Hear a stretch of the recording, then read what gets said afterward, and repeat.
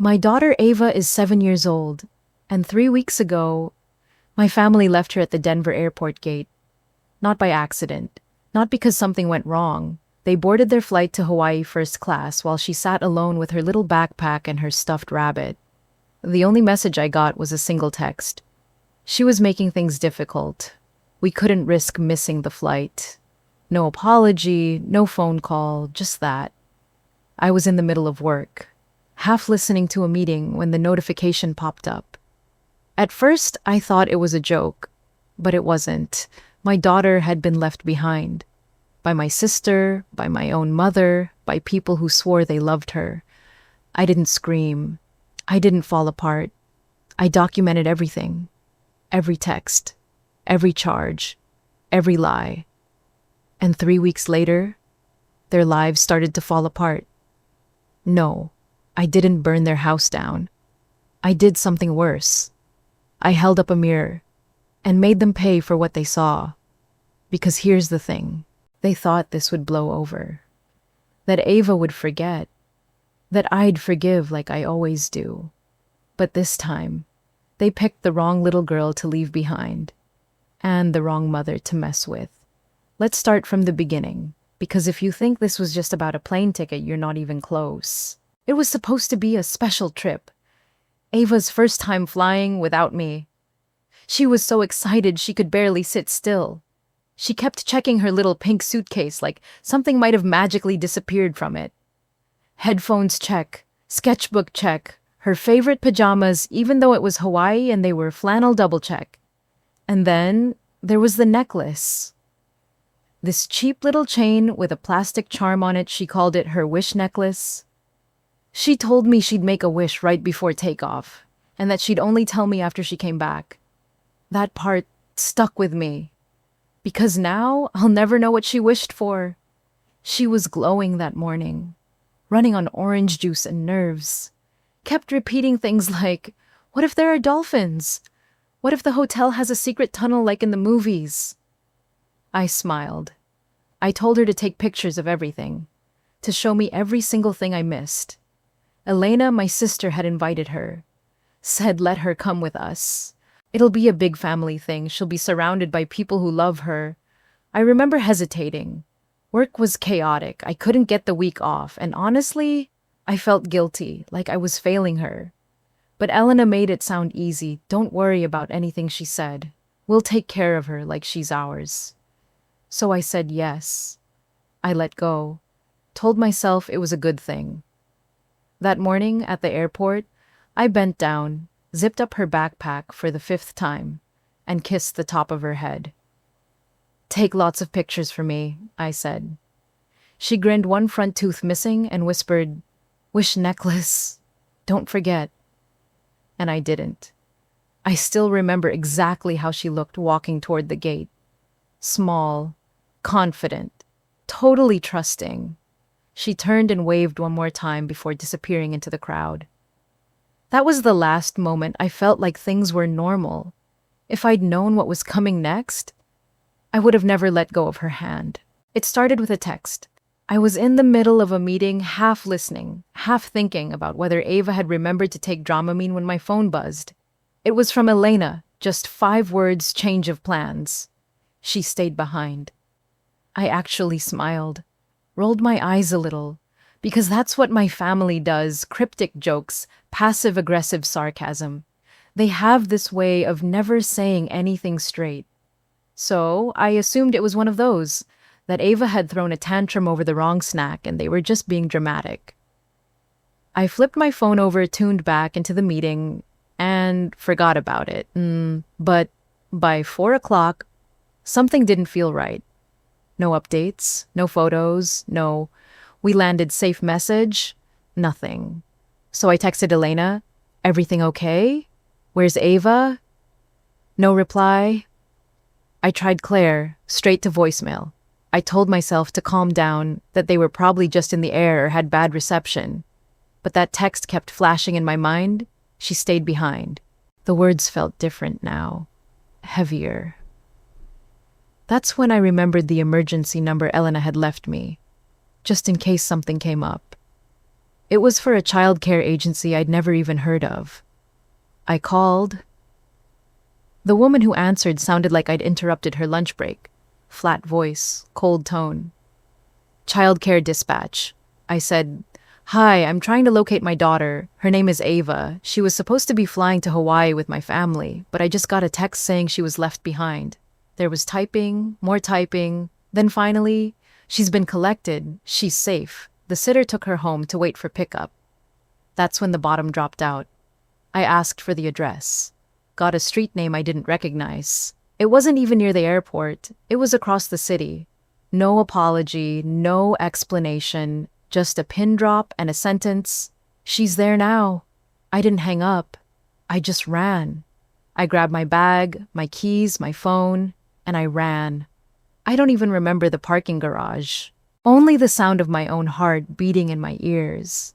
Every red light felt like a punch to the chest. And every second that passed, all I could picture was Ava alone in a stranger's house, wondering where I was.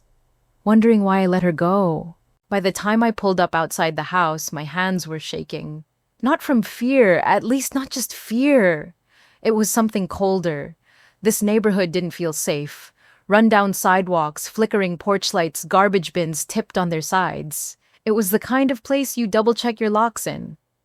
Before I could knock, the door creaked open. A woman stood there with a face that said she was already done with me. "You the mom?" she asked. I nodded. She snorted. "You people have some nerve. She's been here all day." Then she turned and yelled into the house. "Kid, your ride's here." I stepped inside. It smelled like microwave dinners and old bleach. And there she was, Ava, sitting on the edge of a couch that was way too big for her. Backpack at her side, wish necklace in her hand. She didn't even smile. She just looked up at me with these huge glassy eyes and whispered barely louder than a breath, "Mommy, was I bad?" I couldn't speak. I dropped to my knees and pulled her into me so fast I almost knocked us both over. She buried her face in my shoulder. I waited. I was good. I promise. I told her, "You did everything right. None of this was your fault." But I don't think she believed me. Not yet. The sitter lingered behind us, arms crossed. She said, "They gave me a number, but it was disconnected. Went straight to voicemail." I asked whose number it was. She shrugged. "Your mom's, I think. I tried calling 3 times. Then I gave up." I thanked her anyway, even though I wanted to scream. She muttered something about sending the invoice and closed the door behind us. The ride home was quiet. Ava clung to my hand like if she let go, the world might shift again. And honestly, maybe it would have. She didn't say anything. She just sat in the passenger seat, staring at the window, like she wasn't ready to look at me. At home, I made her a sandwich she didn't eat. She curled up on the couch, shoes still on rabbit tucked under her chin. Within minutes, she was asleep. And I just sat there, watching her. One shoe half off. That little necklace tangled in her fingers. I could hear her breathing soft and uneven. Then she whispered in her sleep, "I'll be better next time." And I broke. Not out loud, not in the dramatic way people expect, but something inside me cracked clean final. I picked up my phone, opened the text. She was making things difficult. We couldn't risk missing the flight. I read it again. And again. And I realized that was never meant for me. It was never a message. It was a warning. That text wasn't just cruel. It was a summary of my entire childhood. If you grew up in a family like mine, you learn one thing real quick. Fairness is a story people tell kids. I was always the reliable one, the fixer, the responsible big sister, who never needed much and always gave too much. Elena was the golden child, the whirlwind, the one with a big heart and a trail of broken promises behind her. My mom, Claire, called it just being free-spirited. I called it selfish, but only in my head. Because saying it out loud never ended well. Claire spent most of her life cleaning up after Elena, and I spent most of mine cleaning up after both of them. When Elena dropped out of college, I helped her write her resume. When she got pregnant by a guy who ghosted her, I was the one who drove her to every doctor's appointment. When her rent was late, I paid it. I paid for her wedding. I watched her kids sometimes for days, sometimes overnight while she went off to find herself. I co-signed her lease once. Just once. Never again. And when she nearly got evicted last year, I wired the money the same day. Not because I could afford it, but because I didn't want her kids sleeping in a car. That's the thing. She always knew I'd say yes. And Claire made sure of it. Mom would say, "She's your sister. She's struggling. You make more than she does." As if having boundaries made me cruel. As if having a backbone was selfish. And this trip to Hawaii, that was supposed to be the thank you. The one time I didn't have to play the role of rescuer. I'd paid for the villa because Claire said it would make things easier. And because Elena had promised to cover the flights. She said she wanted to give her kids something magical. Said Ava should come too. Cousin memory, she called it. Said it like she was doing me a favor. And honestly, I wanted to believe her. I wanted to believe that maybe this time things would be different. That Ava would come back tanned and happy with stories about beaches and volcanoes. That maybe for once I could breathe. But it wasn't a thank you. It was a trap. They took the trip. They took my money. They took my daughter. And then they left her at the gate like she was excess baggage. Because the truth is, it's never been about love. Not really. It's been about control, about guilt, about how much I was willing to give before I finally snapped. And that night, sitting next to Ava while she slept, I knew I'd snapped.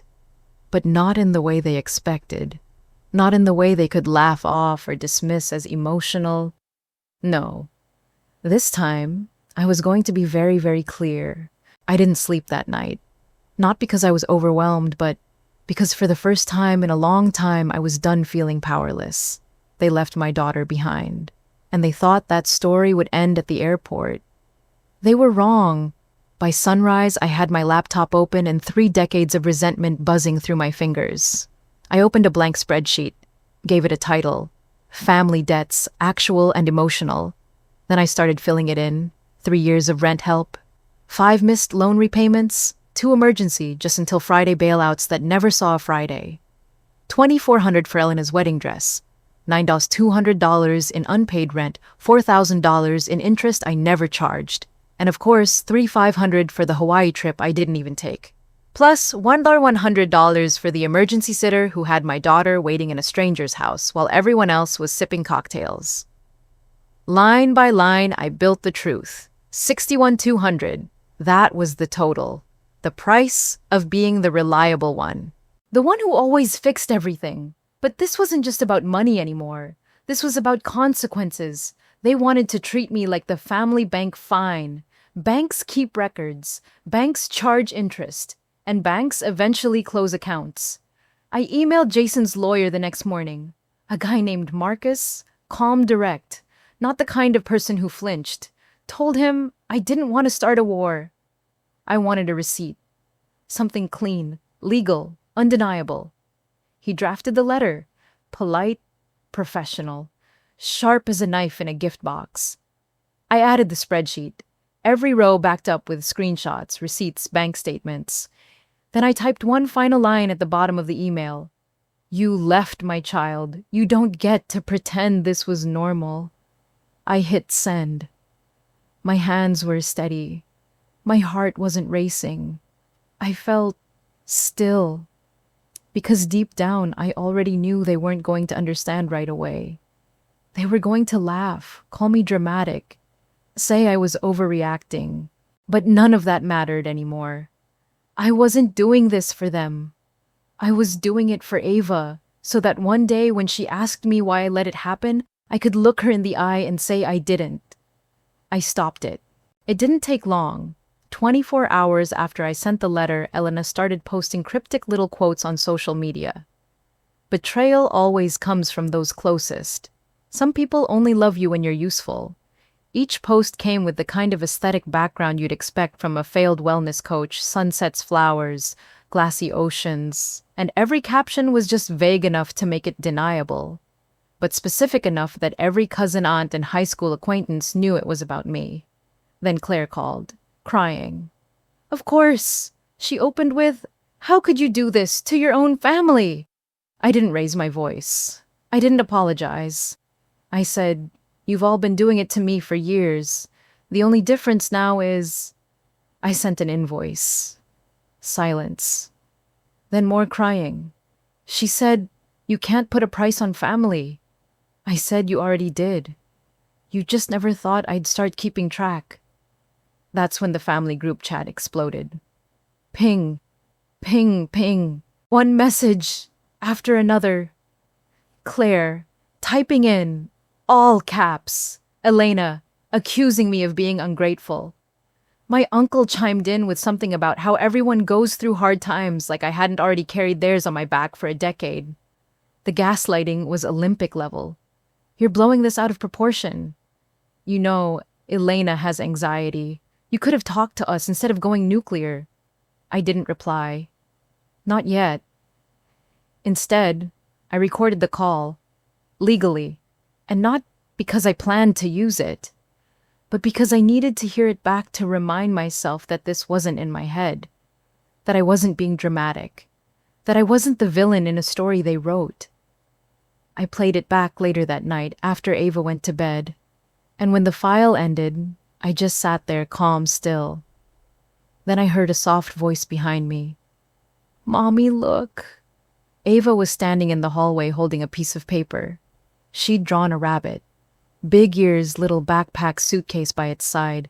I smiled and asked, "What's he doing?"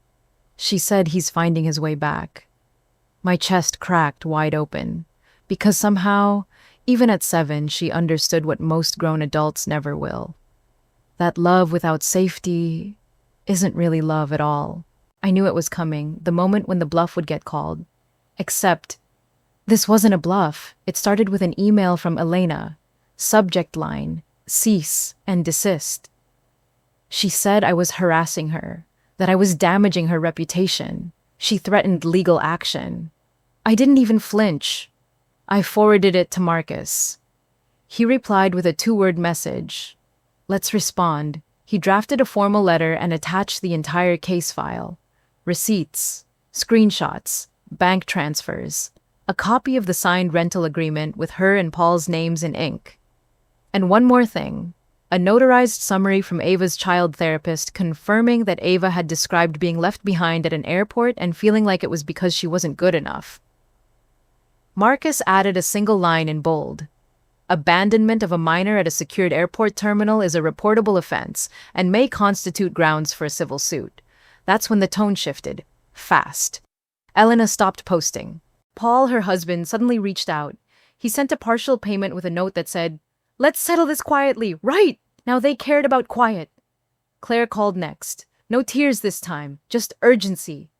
She said, "Can you at least talk to the cousins before this gets worse?" I asked, "Worse for who?" She didn't answer. Later that week, my doorbell rang. 3 short buzzes. The signature knock of someone who thinks showing up is an answer. I opened it. Claire was standing there. Tired eyes, stiff smile, trying to play peacemaker like always. Behind her, Elena stared at the ground. Paul looked like he'd rather be anywhere else. Claire opened with, "You're tearing the family apart." I didn't hesitate. "No," I said. "I'm just done being the glue." I didn't yell, I didn't cry, I didn't beg them to understand. I just shut the door. Quietly, and let the lock click into place. It was the cleanest sound I'd heard in years. It's been 3 months since I closed the door. The payments come in every Friday, just like clockwork. Not that I check them anymore. I created a separate account just for them. Named it Ava's College Plus Therapy Fund. It felt right. Like turning damage into something useful. Like saying you don't get to take from us without giving something back. Ava sleeps better now. She doesn't wake up asking questions she shouldn't have to ask. She doesn't whisper apologies in her dreams. She doesn't think being difficult makes her disposable. She's still drawing too. More rabbits lately, always with little suitcases. Elena, she's working front desk at a spa. Paul's doing rideshare last I heard. Claire's quiet now, no more surprise visits, no more guilt-laced phone calls, no more family group chat. It's just quiet. And peace like that, you don't realize how much you needed it until it shows up and you can finally breathe. One evening, Ava and I were sitting out on the porch. Golden hour, the kind of light that softens everything. She was curled up with her sketchpad tongue between her teeth like she always does when she's focused. Another rabbit, I asked. She nodded. Didn't even look up. This one had a scarf, sunglasses, and a tiny suitcase. Just like always. Where's she going now? I said. Ava looked at her drawing. Then she said, where people don't forget her. I nodded. Smart rabbit. She smiled. That real kind of smile. The kind that doesn't flinch anymore. And just like that, we sat in silence. Safe. Still. Whole. They left her behind. But we didn't stay there. We found our way forward. Together. If you've ever had to choose peace over people, if you've ever been the strong one until you broke, or if someone ever tried to make you feel small for standing up for yourself. Tell me your story in the comments. I read every single one.